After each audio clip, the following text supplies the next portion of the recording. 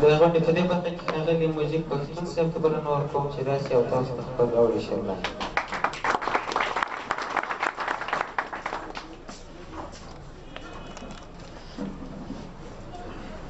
بسم الله الرحمن الرحیم.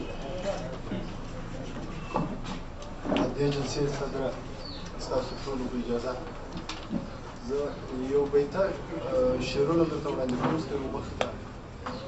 مایکروفون لږ نږدې ارمان لپاره مې یو څه لیک کړی ما ته ګروپ بخښه کوي.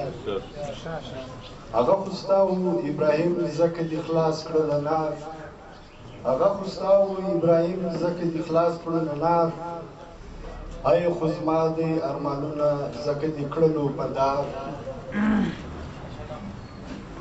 قبر ته چرته یې روان اشنا د چا د سترګو، قبر ته چرته یې روان اشنا د چا د سترګو، فخر کوم چې نه روان یم د ارمان له سترګو.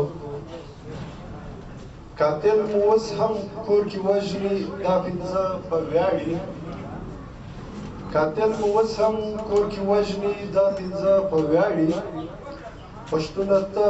پښتونه ته اوس هم قلم راخستی د عطا له ویرې.